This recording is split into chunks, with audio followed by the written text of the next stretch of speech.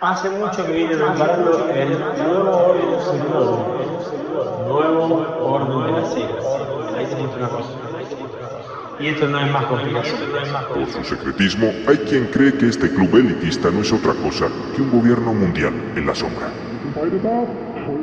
Por su secretismo, hay quien cree que este club elitista... Qué interesante es esto. Pero me parece que nos acabamos de saltar alegremente 40 años de historia. Y como tenemos tiempo, porque esta tortura a la que te estoy sometiendo va a durar todavía un cuarto de hora más, querría completar los huecos. Es decir, Bilderberg se articula como un, digamos, escenario de encuentro de gente poderosa desde muy temprano. Y todo este tiempo permanece. Sí, con mucho éxito. Ajá. Con mucho éxito. Por ese escenario empieza a pasar gente muy distinta que a su vez pertenece a otras, llamémosle, tramas de poder transnacional, como la trilateral en su momento. O ese La tipo crean de ellos, cosas. la crea Rockefeller, para meter, porque Rockefeller hay un momento que quiere invitar a los japoneses a Bilderberg, y los europeos y los norteamericanos se niegan, Y eso fue entonces la él crea efectivamente. la trilateral. Claro. ¿Por qué Rockefeller está tan metido en Bilderberg? Bueno, es que no te puedes imaginar, yo presento la semana que viene una tesis doctoral en la que analizo los medios de comunicación y Bilderberg, ¿no? Los vínculos de propiedad que existen. Es una tesis estructural. Y es sorprendente cómo Rockefeller es tan desconocido por las personas, que nos parece que simplemente es un señor rico, y la trama, la revolución cultural que provoca. O sea, todo el arte del siglo XX es el señor Rockefeller. El MoMA es la antigua casa de la familia Rockefeller. O sea, que el arte sea el antiarte, que vayamos a Arco y nos encontremos con un bidel están puestos en la pared y que eso nos quieran hacer creer que eso es arte. Eso es el señor Rockefeller Eso es la Fontaine financiando de Duchamp, eso que tú dices. Sí, a, sí, sus, el ordinario a aquel. sus artistas rocambolescos, porque este señor lo único que ha tenido es dinero. Una cosa que yo siempre he defendido es que el hecho de que tengan o que se autocalifiquen como los sabios no les da la capacidad de ser sabios, ¿no? No se lo otorga. Lo que han tenido es muchísimo dinero Sí. para poder comprar a mucha gente, para poder planificar y diseñar el mundo que a ellos les venía bien, pero de sabios nada. Cristina, yo sinceramente creo que no son sabios, no hay más que ver cómo va el mundo. Ahora bien, no es solo dinero. Es decir, hay una orientación ideológica muy concreta. Es como lo que pasa con Soros. O sea, Soros no es solo un millonetis. Es un idealista millonetis. O sea, él tiene una idea del mundo, que a mí me parece descabellada, pero que es la Eso suya. es lo peligroso. Y pone toda su fortuna al servicio de esa idea. Y es lo que le hace poderoso. Si no, sería simplemente un rico. Pero no, claro, lo que le hace poderoso es todo lo que no es dinero. Digamos, todo lo demás. Los medios de comunicación, la cantidad de agencias, de fundaciones, de asociaciones que dependen de ti, la cantidad de gente que repite el mensaje que tú quieres, ¿no? Exactamente, pues cada una de las personas que está en Bilderberg son consejeros de muchísimas empresas. O sea, pueden ser consejeros de un medio de comunicación, o sea, por ejemplo, es que no te puedo desvelar porque es la tesis, no te puedo desvelar. Pero pongamos un ejemplo así, no quiero poner de una persona, no puedo poner de una persona, El día ¿no? que se publique, Nos el primer venimos. sitio donde va a venir a contarlo es aquí. Te lo voy a contar porque la gente lo va a ver muy bien porque tengo hecho cuadros y esquemas para que se vea todo muy claro, ¿no? Pero una misma persona puede ser consejero de un medio de comunicación, al mismo tiempo puede ser consejero en una industria de Del guerra, petróleo, del sí. petróleo, al mismo tiempo está construyendo misiles, al mismo tiempo está construyendo, fabricando papel y alimentos, es que están en todo. ¿Por Es qué que hablas de cuando- Juan Luis Cebrián? ¿Eh? ¿Por qué hablas de Juan Luis Cebrián? Porque es que Por eso, ejemplo. eso es el No, poder un ejemplo, en la es decir, actualidad. estás Eso es el metido poder en en el la petróleo, actualidad. en el gas, en un activo financiero, en un fondo buitre y en un medio de comunicación. Sí, Exactamente, claro. es que es eso. Entonces, claro, ¿cómo te van a contar los medios de comunicación? ¿Cómo te va a contar el país la verdad de lo que está pasando en Siria?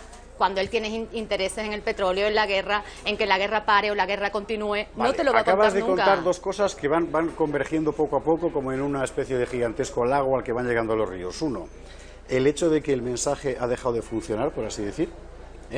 Dos, el hecho de que ahora ya es perfectamente perceptible, pues sencillamente porque no se puede negar, lo que llamaba Max Weber constelación de intereses, que cada vez son más el mismo, porque hasta hace relativamente poco, los ámbitos de la comunicación, de la banca, de la industria y de no sé qué, todo el mundo sabía que estaban, como decir, en abierta promiscuidad, por decirlo así, pero que eran distintos. Ahora, hace un tiempo que ya no, y es evidente que ya no. Por su secretismo, hay quien cree que este club elitista no es otra cosa que un gobierno mundial en la sombra. Por su secretismo, hay quien cree que este club elitista no es otra cosa que un gobierno mundial en la sombra. Hace mucho que viene preparando el nuevo orden secular, nuevo orden de las eras. Ahí te muestro una cosa. Y esto no es más conspiración. Hace mucho que viene preparando el nuevo orden secular, nuevo orden de las eras. Ahí te muestro una cosa. Y esto no es más conspiración. Y miren, les voy a comentar, voy a ir como narrando una historia, voy a ir colocando algunas imágenes y por supuesto vamos a conversar todo esto con el señor Oscar, ¿no? Y poco a poco vamos a ir comentándolo. Miren, ustedes saben que hay un antes y un después de nuestra salud, o por lo menos del sistema de salud que conocemos, mundial, ¿no? Que cambió básicamente se puede decir, con las ideas de un solo hombre, ¿no? Estamos hablando de John D. Rockefeller. Este hombre cambió la maquinaria farmacéutica para siempre, y esa maquinaria hoy te mantiene enfermo, de alguna manera u otra te mantiene enfermo. Recuerden que la medicina occidental, la que nosotros conocemos, está basada en medicamentos, cirugía y radiación. Por supuesto, han habido avances importantísimos con el tema de la cirugía, la radiación, cómo no, o sea, cuántas vidas no se han salvado, por supuesto. Pero pareciera que la filosofía, pareciera no, yo diría que es un hecho, es que te mantengas enfermo, ¿no? Las dietas preventivas, las prácticas holísticas, todo esto son básicamente cosas del pasado, desaparecieron en la vida, digamos, la narrativa de los médicos, de los científicos, todo lo que tiene que ver con prevenir, ¿no? Y de hecho, los profesionales de la salud de hoy en día que prescriben estas cosas, bueno, son vistos como charlatanes, ¿no? Si hay algún médico que prescribe, mira, alguna dieta preventiva o una práctica holística, básicamente son desechados por la medicina tradicional que conocemos, ¿no? Les voy a comentar algunas cifras. En Estados Unidos, bueno, básicamente ahí, en este momento, 70% de los adultos tienen sobrepeso, básicamente obesidad. 1 de cada 3 personas son prediabéticos. Esto nada más en Estados Unidos, esto lo pueden traspolar a muchos otros sitios, pero solamente para que tengan en cuenta estas cifras, porque ahí fue donde nació el sistema. 7 de cada 10 muertes son causadas por enfermedades crónicas. Las enfermedades del corazón matan a 500,000 norteamericanos al año, casi nada, ¿no? Entonces también estamos viendo una epidemia de medicamentos, ¿no? Que son recetados, ustedes lo saben, los que vienen a Estados Unidos, hay una industria de recetas de medicamentos, y todo esto pues tiene lazos con Big Pharma, ¿no? Con la farmacéutica. 16 millones de norteamericanos abusan de los medicamentos recetados. 2 millones de personas abusan de medicamentos recetados. De esas personas que abusan de esos medicamentos son adictos ya. Y 4 de 5 recetas de farmacia son opioides. O sea, básicamente drogas, pues, provenientes, pues, básicamente Afganistán, ¿no? Que es donde sale la mayor cantidad de opioides. Por eso es que Afganistán fue tan importante y es tan importante para los Estados Unidos. Y bueno, ya sabemos la cantidad de víctimas de esa epidemia de los opioides en los Estados Unidos. Entonces, básicamente, John D. Rockefeller fue el hombre que ató los lazos del principio con Big Pharma y empezó a darle vueltas a los fundamentos de la medicina occidental que destruyen nuestra salud metabólica desde hace décadas. Recuerden que Rockefeller fue el magnate del petróleo, uno de los hombres más ricos de la historia. El tipo fue, bueno, rico, el dueño de Standard Oil, que terminó eso dividiéndose, ustedes saben, en Chevron, ExxonMobil. Él fue dueño de todo eso. De manera que este hombre tenía cualquier cantidad de accesos, pues, a recursos, ¿no? Y en el año 1900, los científicos descubrieron la famosa petroquímica, ¿no? Ustedes deben recordar el boom de la petroquímica, productos químicos que podrían crearse a partir del petróleo. Ahí nació la baquelita, el primer plástico, todo eso en 1900, 1910. Entonces los científicos descubrieron varias vitaminas sintéticas que podrían utilizarse para tratar enfermedades como el escorbuto, el raquitismo, que son causadas por deficiencias vitamínicas. Bueno, Rockefeller vio eso como una grandísima oportunidad. Estaba dándose cuenta que ya no tenía un negocio, tenía dos, tenía el del petróleo y el de las vitaminas y medicamentos.